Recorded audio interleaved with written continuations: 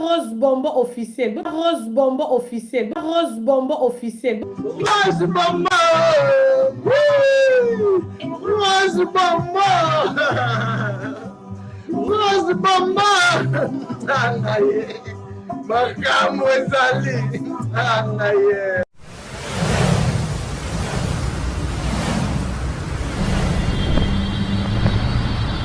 Rose Bonbon officiel, votre chaîne d'actualité, abonnez-vous massivement. Bonjour, bonsoir, cela dépend. Il y a Héros Moko na Moko, Akomona Elongi ya Mwindu, ya Galmi Kofax, Awa na Rose Bonbon officiel. Talandenge manki ya nini oyo, et comme ça rabana basi. Talandenge manki ya nini oyo, na lobi bien. Talandenge manki ya nini oyo, et comme ça rabana basi, misu lora maboma. Qui peka, olingini na vie à faire rigoler la justice des nuances. Qui peka na lobaki na yoro lobelango awa na Rose Bombo officiel. Pourquoi? Parce que il y a aussi des Gaulois et Gauloises qui sont ici. Et pourquoi? Parce que bande à la Chine au balandarabiso awa va comprendre réellement qui est qui peka. Encore une fois, talandenge manki ya nini oyo et comme ça rabana basi talandenge komi agité yo olobaka maloba ya mabe po na faire rigoler la justice des nuances. Au monaka ye muninga na yo tangu yo ozwaka tana yo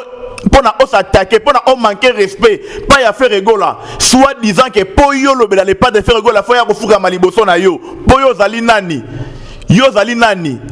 Yo ozali nani? Yo sérieux ozali nani? Yo ne Ségolène Royal to yo ne nani qui peka. Alors lelo oyo force ya les padres. Lelo oyo tellement tata na bino, tellement collègue na yo mwana mwasi. Muninga na yo lesbienne bien sûr parce que bino na bino bosala makambo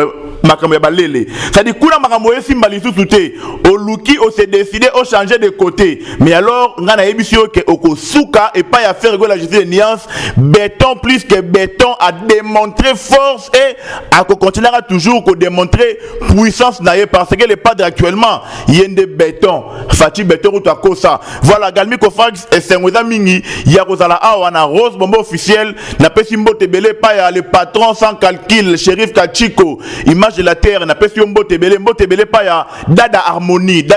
une grande dame depuis Canada n'a pas simbo mbo tebele Dada Harmonie mbote na yo belé mbote belé et pas ya Charlie Binti depuis Finlande n'a pas simbo tebele benga bango baya koyoka kindoki ki peka ndenge bimi awa envoûtement na ye oyo papa ya ba Kardashian oyo mademoiselle Fanny alokiye selon ye donc idée na ye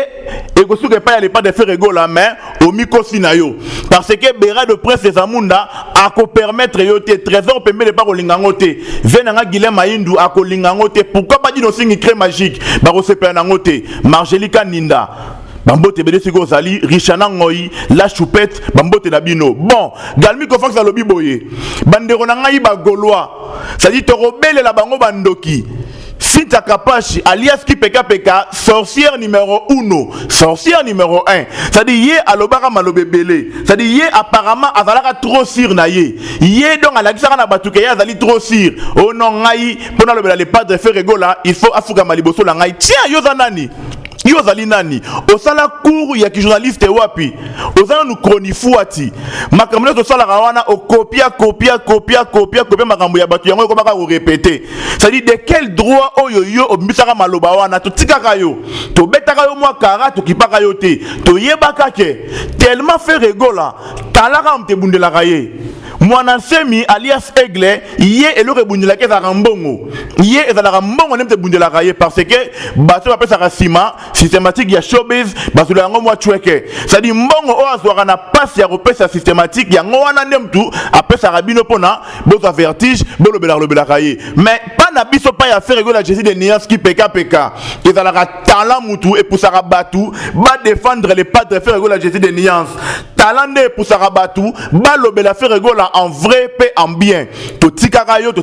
temps o doata na yo o sala ba n'importe quoi o loba na yo tellement côté kuna ozako se retrouver les sous-soutés tellement côté kenda kuna eloko o pasaki ya repesa yo azali incapable ya repesa yo pourquoi parce que c'est une femme pourquoi parce que yo na ye bozala ba organe ndenge moko pourquoi parce que yo na ye boyoka ba posa moko donc c'est impossible à satisfaire yo aller pasi wana oluki ozonga nango pa pas de faire rigola en faisant quoi bande robo comprendre nga bien koya ba discours a bien oh le 10 octobre na concert à pas de faire rigola na roza caméra kende oh boye n'importe quoi si ta capacité qui peka si tu oses ya ko tama ko na concert ya le pas de faire rigola jour wana de comprendre humiliation ndenge ozalara jour wana de comprendre humiliation ezalaka na couleur oyo jour wana nde yo comprendre que non ça dit mutu baboki sakane batu boye okozwa vrai 12 ya wenge okozwa vrai 12 ya wenge oyo otikala jamais ko na vie na yo tala bana basi misune balukaka ba problème tala bana basi mututu envoûtement na manque ya nini oyo ndenge salaka bango Margelika Ninda tala mwana mwasi wana ndenge manque ya nini ekomi ko sala ye faire rigola za na besoin na binoté faire rigola de faire rigola na vie na ye na carrière na ye arotikalaka jamais ko corrompre chroniqueur to chroniqueur moko pona alobela ye en bien ça dit tala na ye mutu ebendaka batu tote ko mona ngo awa le padre ayemi regarde moi awa et lobisaki ba star news international to mona ba nigérien to moni ba français to moni banani voire même tele ba philippines ba américain ba ndeko nyoso ba sepelaki na regarde moi tala na ye ne mutu lobelaka ye faire rigola tala na ye ne mutu et corrompara mato ya batu ezalaka mbongo te ezalaka maloba soki ya sukali soki ndenge nini te mais toyebaki yango très bien sita kapashi ke okozonga tala one ototoyo na maboko tala siko ndenge okozala humilié soki omeki kotia makolo na yo na concert wana ya le 10 octobre oko comprendre qui est bagolois oko comprendre ça dit bagolois esprit bakotisi mikolo yo ça n'a rien à voir na bagolois oyebaka kala soki bozaka na habitude ya ko mankara faire rigola bozaka na habitude ya ko sakana bagolois alors désormais vous comprendre vraiment qui sont les Gaulois désormais vous comprendre qui sont les Gaulois parce que beaucoup fingisa na bino na ba famille na bino et puis na maman na bino na kombo ya famille puta o atinda kabino soki kuna ça dit espace à resepelisa lisusu te soki kuna ça dit ba posa na bino bozoko akobimisa ngote et pas ya faire rigola te faire rigola avant orphelinat ba chroniqueuse te faire rigola asali na orphelinat moko te po ayambara ba chroniqueuse malheureux faire rigola asali orphelinat moko te po ayambara ba chroniqueuse malheureux tala Karine Mokonzi ndoko na biso Karine Mokonzi o à la Chine oyo yo fingaka matin midi soir tala vinya ninga za ko évoluer mais yo tellement za la wana pour manquer car les padres yo tellement za la wana pour luka ko critiquer moto ya Yambo le seul artiste et musicien à la voix limpide vina yo et ça la rare recul sur recul vina yo ole kendara liboso ndenge ya ba Karine eke liboso ya yo ezo ngaka asima ya yo ezo ngaka asima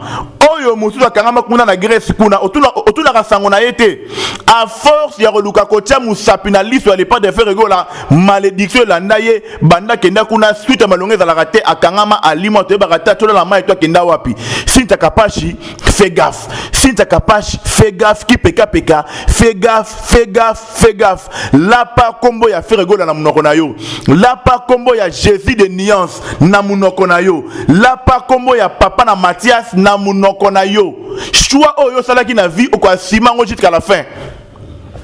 la lobby bien choix au salaka na vie au quoi simer yango jusqu'à la fin de tes jours ici sur la terre ça dit choix au salaka ya okene ko kangamana kombe alias aigle obinu bomona numéro 1 ya barate numéro 1 ya simanda kuto numéro 1 ya bar tchétché na lemba to numéro 1 ya métro bar na bandal en tout cas wana na barate na pe na besoin koyeba te au quoi simer choix oyo salaka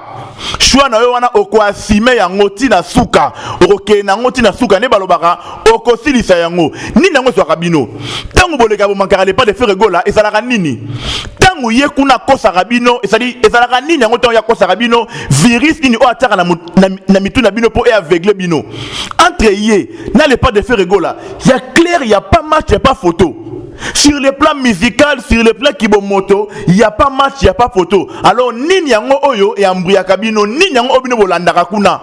Ezalaka ni yango oyo akoropara bino. Pobo bungi saramitu nengwana, yo sintaka pashi. Ça dit, ozalaka bena petite fer, ya fer rigola. Yo sintaka pashi. Juro ngai, na talaka yo na émission, ozolo bakele pas de fer rigola, il faut afuka maliboso na yo po yo comme rolobelaye. Na okaka pasi na mutema, mais na baka nini, laissons le temps au temps. Na lobaka nini, laissons le temps au temps. Bandeko nanga ba goloa boka malobo très bien. Ça dit ngai maman na ngai bisanga toujours que na vie et loko eko kopesa o vengeance abeza la kaka temps. Ça dit temps donc tant ndenge za la rawana ngonga donc tant ndenge za la rawana et puis ça vengeance moko ya bien parce que grâce ya temps grâce ya ngonga muto sala ko mabe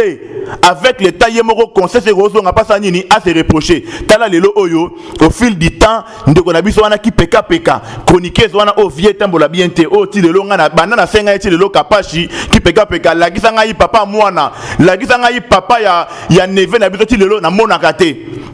ti lelo ça dit tala lelo ndenge ngonga eteye ye moko vandi à comprendre anga na sala choix mabe na vie anga yi côté na kende simbaka te anga na zonga na faire rigola béton armé plus que Fati béton armé plus que Fati béton ça dit miraille donc mire ezali tellement verrouillé que aux un espace ya kokota te aux un espace ya kolekela te ozala kuna tina suka okwa sime choix oyo salaka parce que tango mankara faire rigola